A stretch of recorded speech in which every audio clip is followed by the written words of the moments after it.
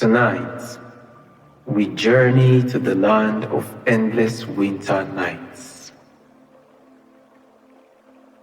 where the aurora borealis paints the sky in ribbons of green and gold, and ancient magic sleeps beneath blankets of pristine snow.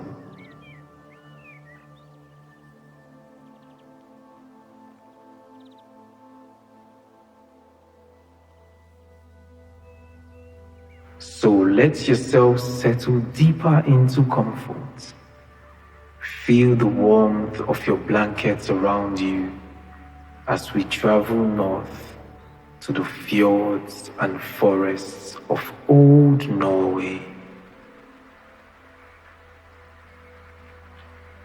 where the boundary between dream and waking has always been thin as the morning frosts.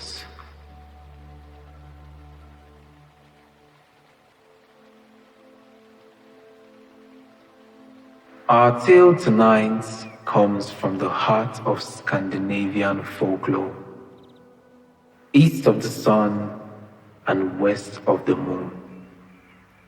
A story of love that transforms, of courage found in the gentlest of places, and of a journey that leads not just across the world, but into the very depths of the human heart.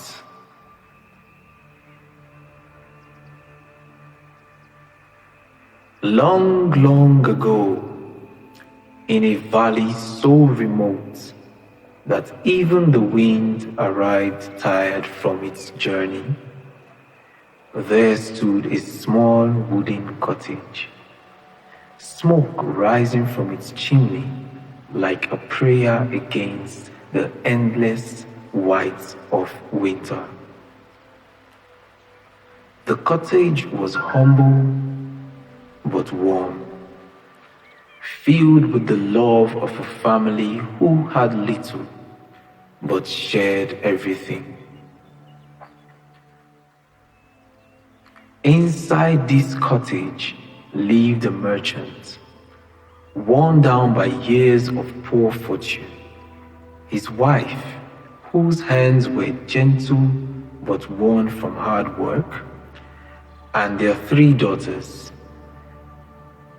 The youngest daughter was named Astrid, though some called her the White Rose of the North, for her skin was pale as fresh snow, her hair golden as summer wheat, and her heart pure as mountain spring water.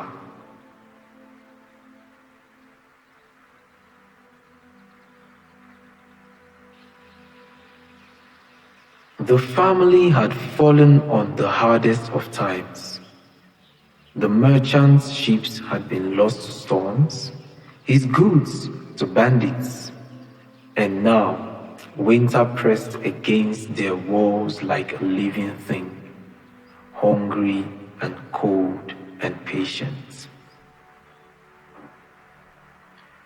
They had little food left, little wood for the fire, and little hope, save for the love that bound them together like invisible threads of warmth.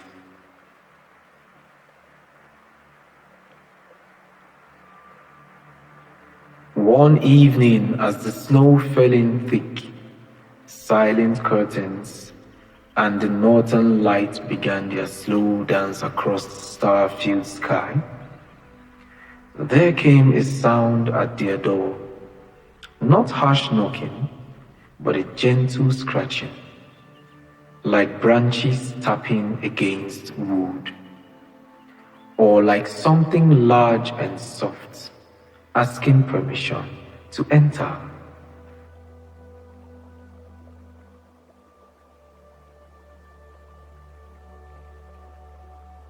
The merchant opened the door, and there, filling the doorway with its magnificent presence, stood the largest white bear he had ever seen. Its fur was pristine as fresh snow, its eyes dark and deep as winter pools, and around it seemed to shimmer the faintest suggestion of magic, old and patient and kind.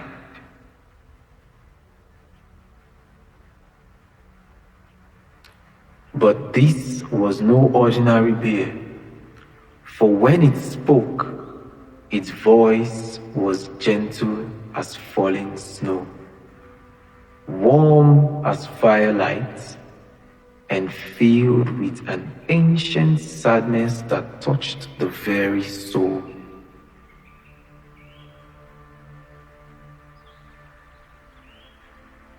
"Good evening, merchant," said the white bear, its voice carrying the weight of winter winds, yet somehow comforting, like the sound of home fires crackling on cold nights. "I have come with a proposal, one that could change the fortune of your family if you have the courage to accept it." The merchant, though frightened, felt drawn to listen. There was something in the bear's presence, something that spoke of honor, of ancient promises kept, of magic that could be trusted, even when it could not be fully understood. "I know of your troubles," continued the white bear, its breath visible in small clouds in the cold air. "Your empty larder, your dying fire, your daughters who go to bed hungry and try to hide their shivering. I can change all of this. I can fill your home with warmth and plenty, grain that never empties, wood that burns eternal, and gold enough to last your lifetime."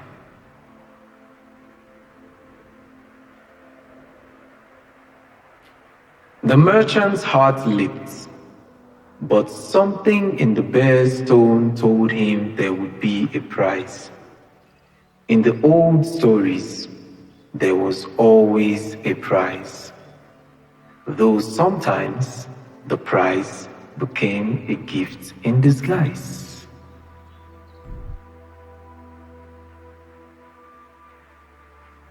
"In exchange," said the white bear, and now its voice grew softer, more careful, like someone asking for something precious and fragile. "I ask for your youngest daughter. She will come with me to my castle, live in comfort beyond imagining, want for nothing, and be treated with the greatest kindness. But she must come willingly, with her own free choice, for magic built on force crumbles like ice in spring."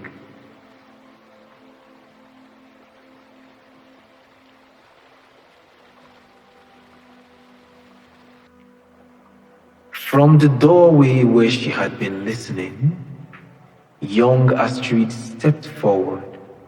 She had heard the bear's words, had seen the desperate hope in her father's eyes, had felt the cold creeping through the thin walls, and the hunger that had become their constant companion. But more than this, she felt something else. Looking into the white bear's dark eyes, she saw not a monster, but a soul in need. There was loneliness there, deep and ancient, and a sadness that called to her own gentle heart like a song only she could hear.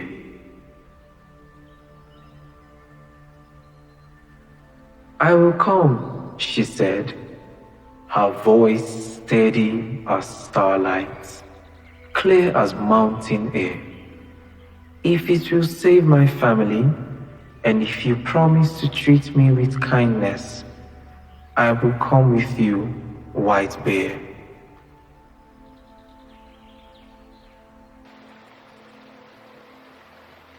The bear's eyes seemed to shine with relief, and something else, something that might have been hope. "You have my word, Astrid of the golden hair. You will be treasured, protected, and cherished for as long as you remain with me." And so, as the northern lights painted the sky in colors that had no names, Astrid gathered her few belongings, kissed her family goodbye, and climbed upon the white bear's broad back. His fur was warm as summer sunshine, soft as the finest silk, and as they moved through the snowy landscape, she felt not fear, but a strange sense of coming home.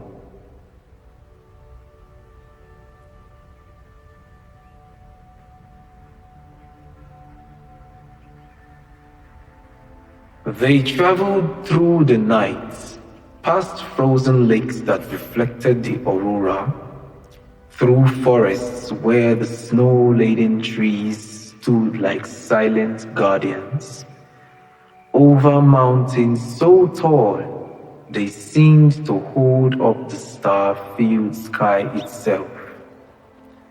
And always the white bear moved with gentle grace, his footsteps silent, his breathing steady, a rhythm that lulled Astrid into the deepest peace she had ever known.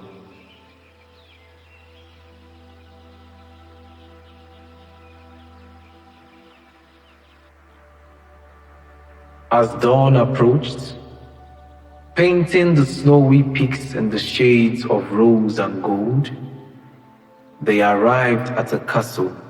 No, not just a castle, but a palace of ice and crystal that seemed to have grown from the mountainside itself.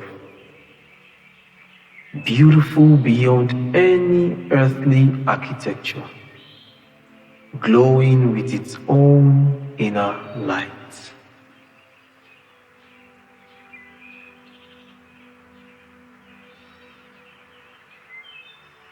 The palace was a wonder beyond imagining. Walls of pure ice rose like frozen music, carved with patterns that seemed to shift and dance in the morning light. Windows of crystal let in rainbows, and halls stretched away in gentle curves, filled with the soft sound of wind chimes made of icicles, tinkling like distant laughter.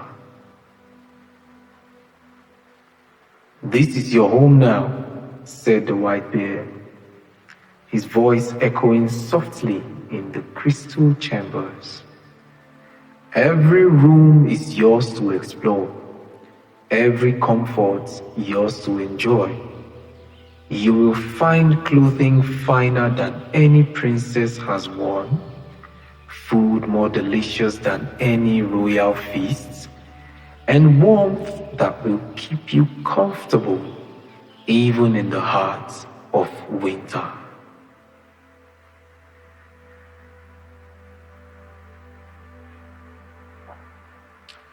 And it was true. Astrid found chambers filled with gowns of silk and velvet, shoes of the softest leather, jewelry that caught light like captured stars.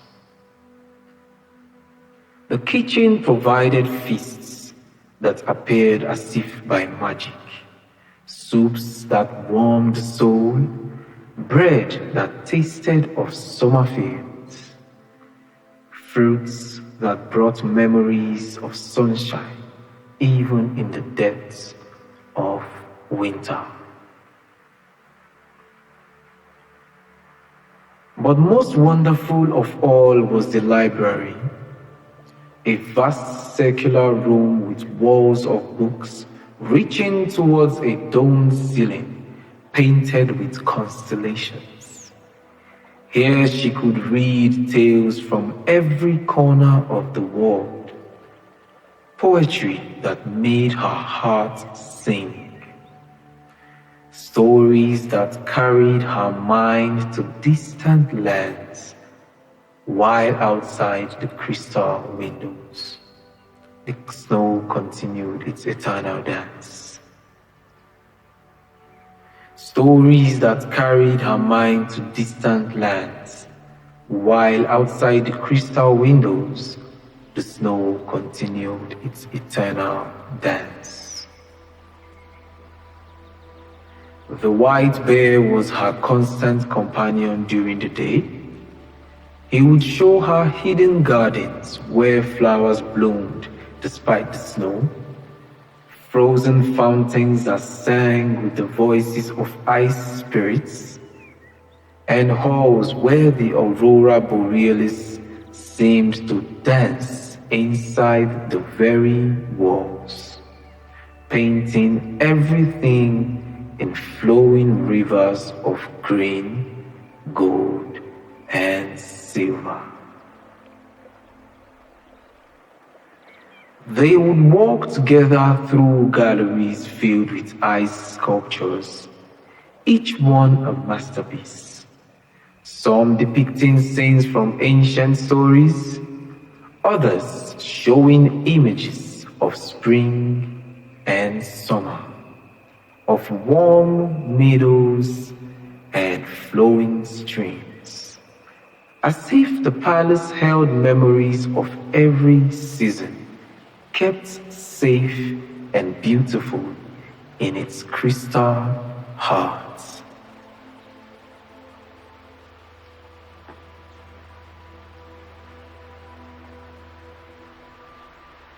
In the evenings, they would sit by fires that burned without wood, magical flames that danced in colors of blue and silver.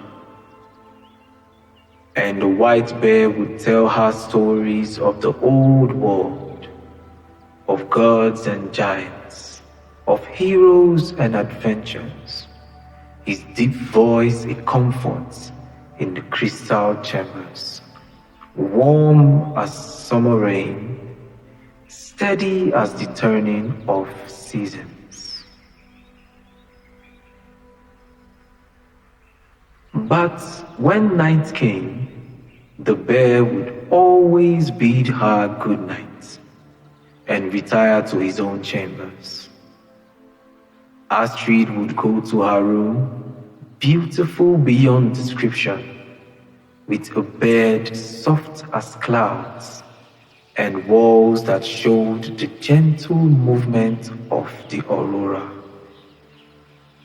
And she would sleep and dream and wonder about the sadness she still saw, lurking in the depths of the white bear's eyes.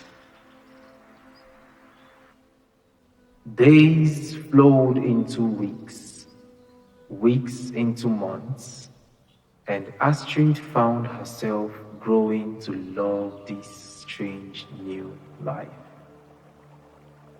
The palace felt less like a prison and more like a sanctuary, a place outside of time where beauty and peace reigned.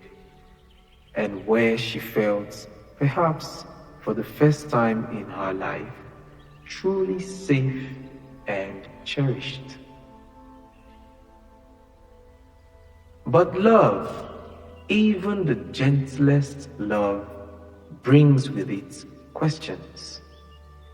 And as the months passed, Astrid found herself wondering more and more about her mysterious host.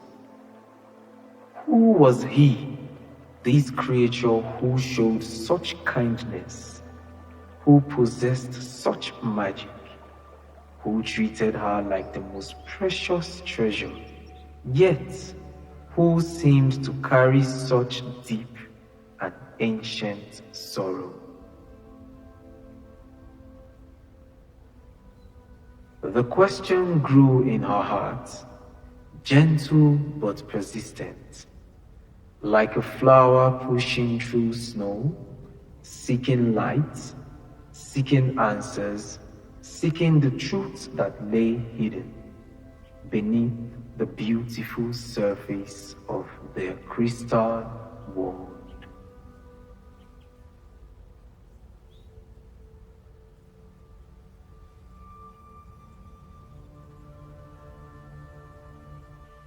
One night, when the aurora was particularly bright, painting the palace walls in shifting patterns of light, Astrid found sleep elusive.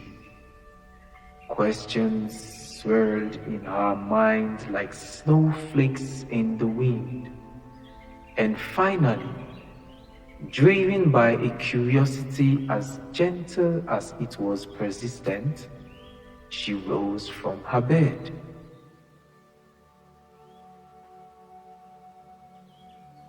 The palace at night was even more beautiful than during the day. The walls glowed with their own soft luminescence, and the aurora light streaming through the crystal windows created patterns that seemed almost alive, dancing and flowing like visible music, like the very breath of magic itself. Astrid's bare feet made no sound on the smooth crystal floors as she made her way toward the white bear's chambers. She had never seen his private rooms, had never asked, for she respected his privacy. But tonight, something drew her forward, a feeling she couldn't name, gentle but irresistible. The door to his chamber stood slightly ajar, and through the opening, soft light spilled like liquid gold. Astrid approached quietly, her heart beating faster, not with fear, but with the anticipation of discovery, of answers to questions that had lived only in her dreams. She peered through the doorway, and what she saw made her breath catch in wonder. There, lying upon a bed of silver silk was not the white bear, but a man, the most beautiful man she had ever seen, with hair dark as midnight, skin pale as moonlight, and features so perfect they seemed carved by angels. He slept peacefully, and around him seemed to shimmer the same gentle magic that has always surrounded the white bear. In sleep, his face held traces of the same ancient sadness, but also something else, something that looked like hope, fragile and precious as the first flower of spring.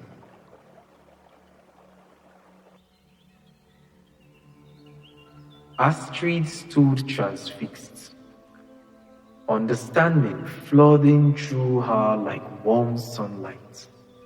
This was her white bear, transformed by night into his true form, held by some enchantment that allowed him to be human only in darkness, only in sleep, only when no eyes could see him in his natural shape.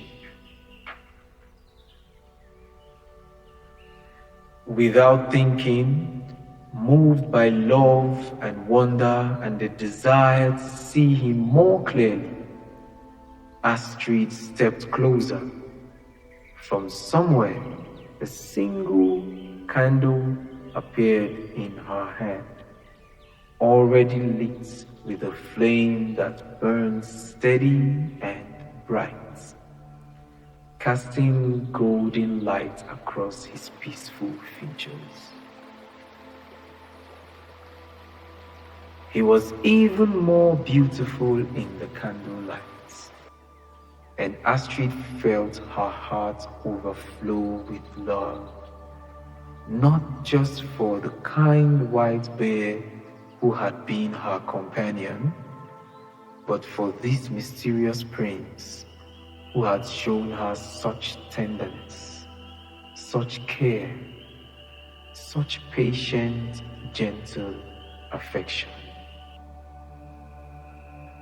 But as she leaned closer, enchanted by this revelation, a drop of warm wax fell from the candle.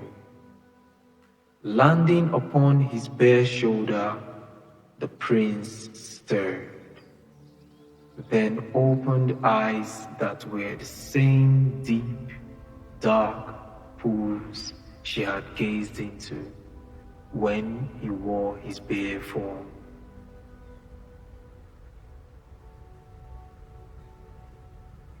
For a moment, they simply looked at each other, recognition flowing between them like a river of light. His eyes held no anger, only sadness, deep and infinite. The sadness of someone who has lost something precious just when it was within reach.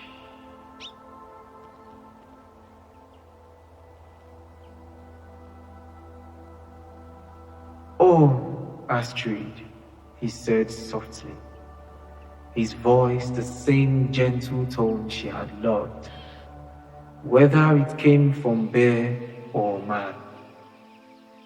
"If only you had waited just one more year, the curse would have been broken, and I would have been free to love you as both bear and man, in daylight and darkness, for all eternity."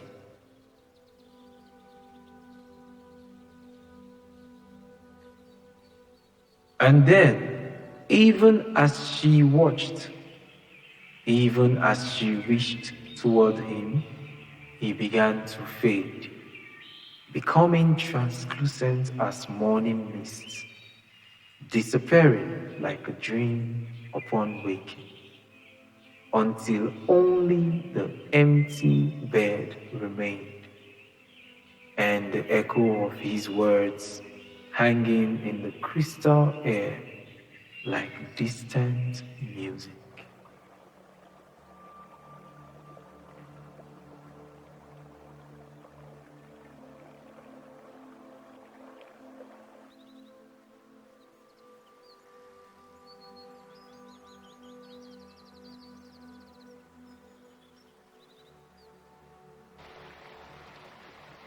Astrid awoke the next morning, though she was not sure she had ever truly slept. The palace around her was changing, the crystal walls growing dim, the magical warmth fading, like a fire slowly dying down to embers. She knew, with the certainty that comes from the heart, that her white bear prince was gone.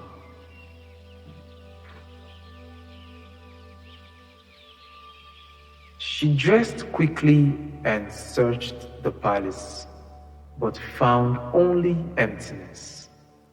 The halls had rung with gentle conversations now echoed with silence. The rooms that had been filled with magic now felt ordinary, beautiful still, but no longer alive with the presence she had come to love. In the great hall, she found a single note, written in a hand she somehow knew was his. Though she had never seen him write, the words were simple, but they cut through her heart like winter wind.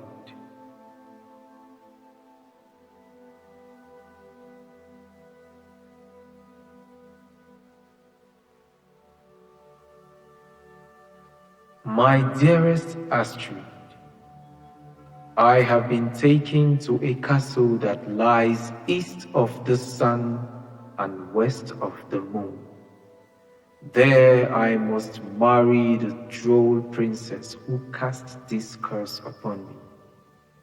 Unless someone who truly loves me can find that distant place and break the spell before the wedding bells ring.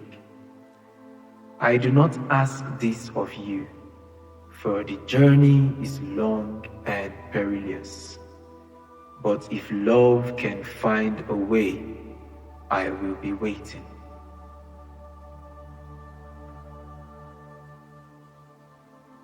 Astrid felt her heart break, and then, in the same moment, felt it fill with a determination as strong as mountains, as enduring as stars. She would find him. She would journey east of the sun and west of the moon, no matter how far, no matter how dangerous. For love that is true knows no boundaries. For love that is true knows no boundaries.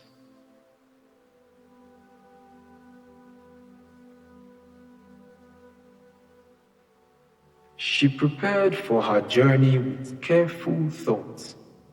From the palace, she took only what she needed: warm clothes, sturdy boots, and 3 magical items she found waiting for her, as if left by her departed prince. A golden apple that would never rot, a silver comb that could tame any hair, and a bronze spindle that could spin the finest thread from air itself. The journey began at dawn, with Astrid walking out into the snow-covered wilderness. She had no map, no guide, only the direction given in the notes: east of the sun and west of the moon, and the fate that love would show her the way.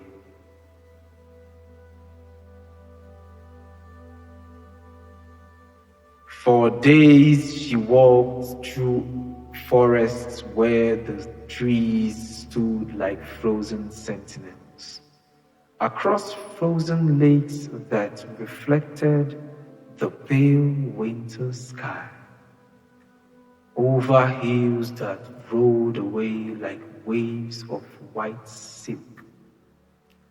The cold was bitter, but her heart burned with purpose, and she pressed onward, step by careful step.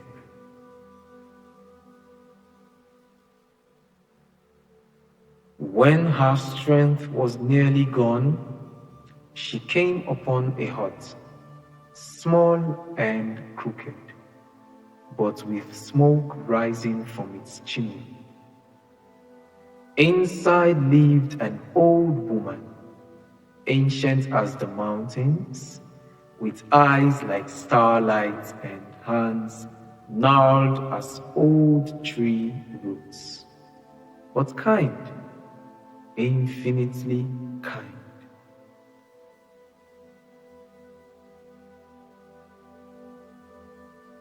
"I know why you have come, child," said the woman, her voice like wind through autumn leaves.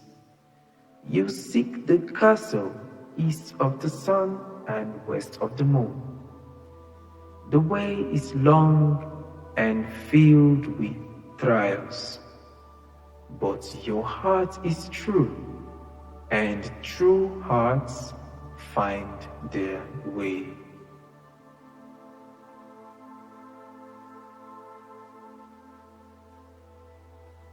The old woman gave Astrid food for the journey, and more precious still, directions to her sister, who lived even further east, who might know of the path. "Take my horse," she said, leading out a mare white as fresh snow, with eyes gentle as moonlight. "She knows the way to my sister's house, and she will carry you swift as wind over land that will take you months to cross on foot." And so Astrid's journey continued, now mounted on the magical horse, flying over landscapes that grew ever stranger, ever more beautiful. They passed mountains made of crystal, forests where the trees bore flowers of ice, lakes that sang with voices like silver bells, all under skies painted with aurora lights, even in the brightness of day.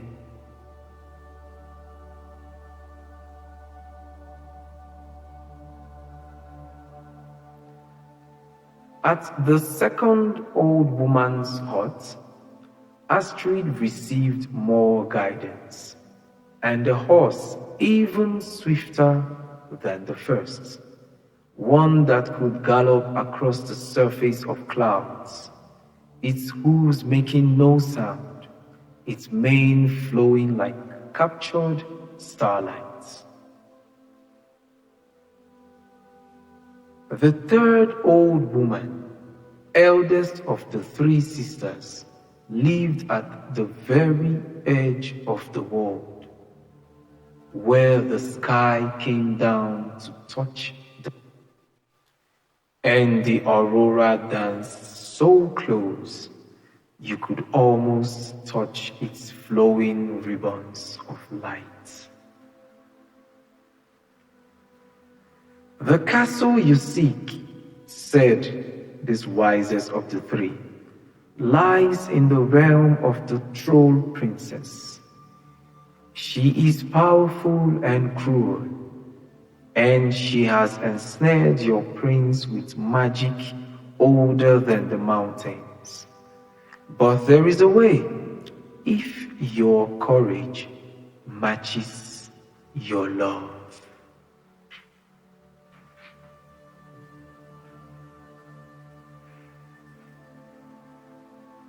The third sister's horse was like no creature of earth. The third sister's horse was like no creature of earth. born of wind and starlight, able to fly through the very sky itself.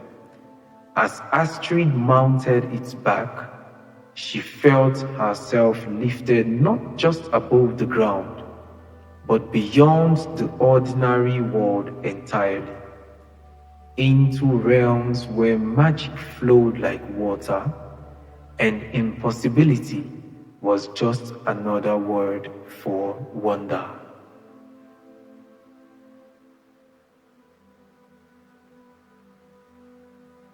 They flew through the aurora itself, Astrid's hair streaming with captured light, her heart soaring with hope and determination. Below, the world fell away until they were traveling among stars, through spaces between spaces, toward a destination that existed east of the sun and west of the moon. Finally, after what felt like both an eternity and an instant, they descended towards a castle that defied all earthly architecture. It was built from shadows and moonlight, from crystallized dreams and captured sights. Beautiful in its own way, but cold, so cold that even looking at it made the heat disappear.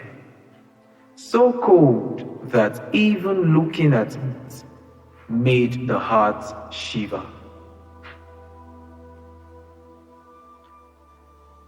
Astrid dismounted at the castle gates, her magical steed dissolving into wind and starlight. Having brought her safely to her destination, Astrid dismounted at the castle gates, her magical steed dissolving into wind and starlight, having brought her safely to her destination. Before her rose walls of black ice, towers that spiraled into the star-filled sky, and windows that gleamed with cold, unwelcoming light. But Astrid was no longer the simple merchant's daughter who had left her father's cottage. The journey had changed her, made her stronger, wiser, filled her with the kind courage that comes only from love, tested by trials and proven true. She approached the castle with the golden apple in her hand, the first of her 3 magical gifts. As she had hoped, the troll princess saw the apple and desired it, for trolls, despite their power, are drawn to beautiful things, especially things they cannot create themselves. "I will trade you this golden apple," said Astrid, her voice steady as stone, clear as mountain water, "for one night to sit by the bedside of the white bear prince, who is held captive in your castle."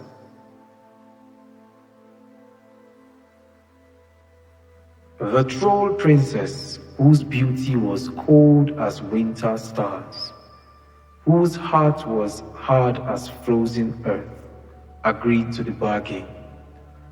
But she was cunning and gave the prince a sleeping potion, so that when Astrid sat by his bedside, calling his name, singing the songs they had loved, he could not hear her, could not wake, could not know that she had come.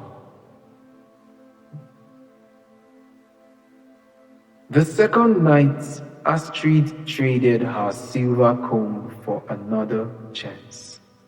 But again, the prince slept under the thrall's enchantment, unreachable as a star, distant as a dream. But on the third night, when Astrid offered her bronze spindle and was again granted her vigil, something had changed. The prince, suspicious of his unnatural sleepiness, had only pretended to drink the potion. And when Astrid entered his chamber, singing the songs of their crystal palace, he heard her voice and knew that love had found its way across impossible distances to find him.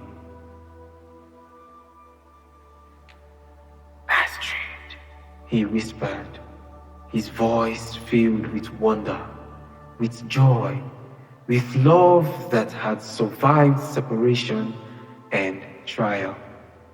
You came, you found me, even here, at the end of the world, love found a way. Together, they faced the troll princess, whose rage was terrible to behold.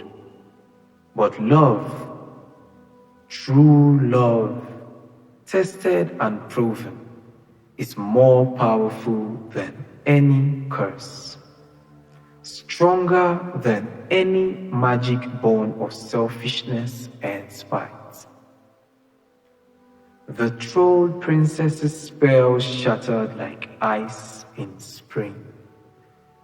Her castle of shadows began to crumble, and the white bear prince stood revealed in his true form, handsome, noble, and free at last to love, in daylight and darkness, in bear form and human shape, for all eternity.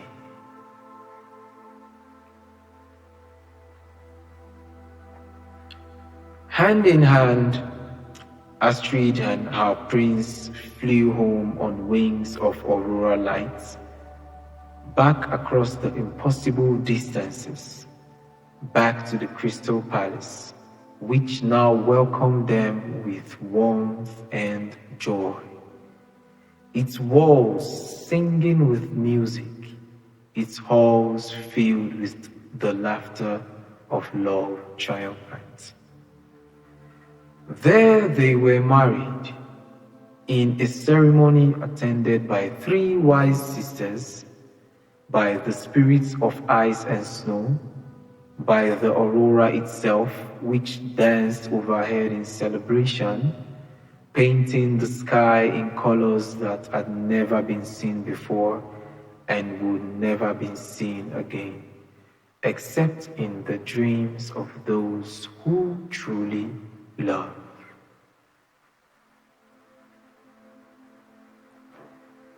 And they lived as the best stories promise, happily ever after, dividing their time between the Crystal Palace in winter and the summer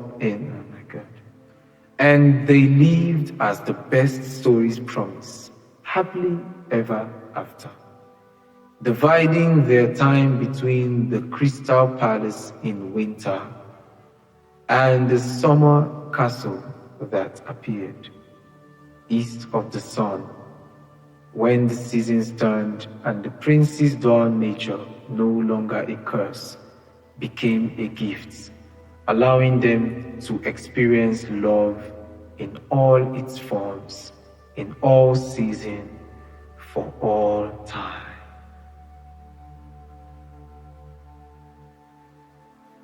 But perhaps The most beautiful part of their story is that they never forgot the journey that brought them together. Each winter night, when the aurora dances, they tell their tale to the wind, and the wind carries it to anyone who needs to remember that love is stronger than any curse, that patience and courage can overcome any trial, and that sometimes the longest journeys lead us exactly where we were always meant to be.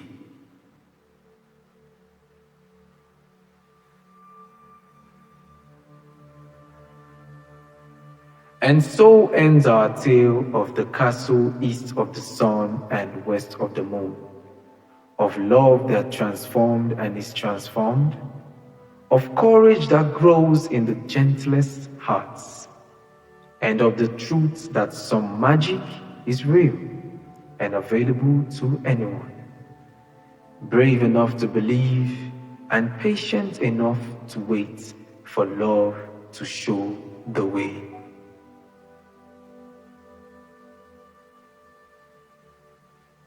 Let this story carry you now into dreams of crystal palaces and aurora skies, of white bears wise and gentle, and princes handsome and true, knowing that love, like the northern lights, dances always just beyond the horizon of sleep, waiting to welcome you into its beautiful, eternal embrace.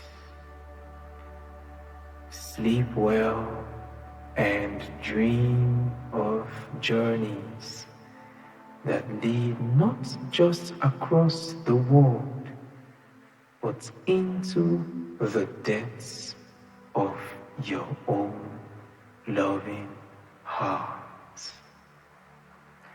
Thank you for listening to Ancient Sleep Stories. Now, sleep.